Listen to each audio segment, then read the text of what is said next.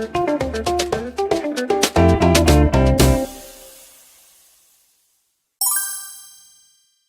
guys, welcome back. We're on assignment 10. This one's not too bad. This one's pretty easy.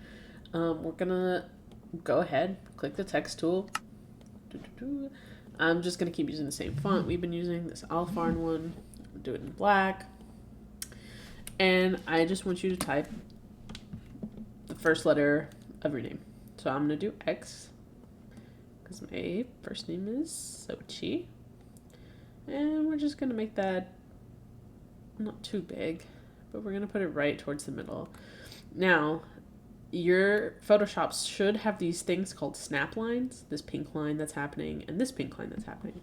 That just helps me guide myself to like the exact middle of the canvas. So now I'm going to grab something from our resources folder, and it is this image of leaves.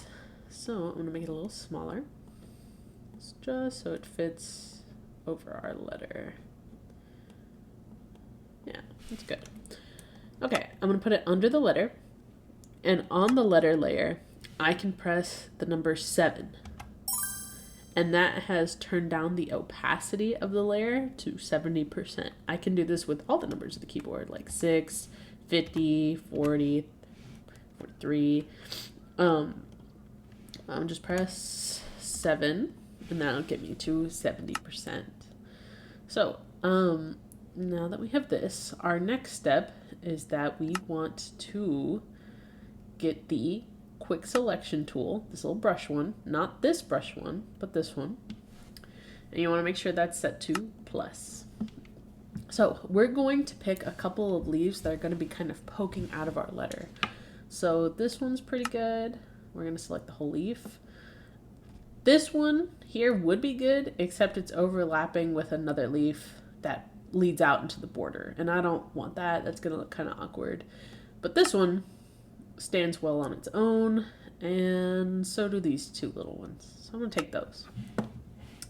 Now I'm going to press Control J, and that kind of copies and pastes it for me. And now what I'm going to do is I'm going to press Control, and I can click on the text layer icon, this T, and it selects the text for me. So now I'm going to do, I can either do Control Shift I, or I can right click, select inverse. But now I have everything else. I'm gonna go back to the background and I'm gonna delete it with backspace. So now I'm gonna Control D that. On our text layer, we are going to turn this back up to 100% opacity, but we are going to turn down something called fill. Fill is kind of like the opposite of opacity. So if I turn it down to 0, it'll keep the silhouette of whatever's on the layer, but it takes away any color or texturing or pattern that's happening. It's just the silhouette. So next we're going to right click the text layer.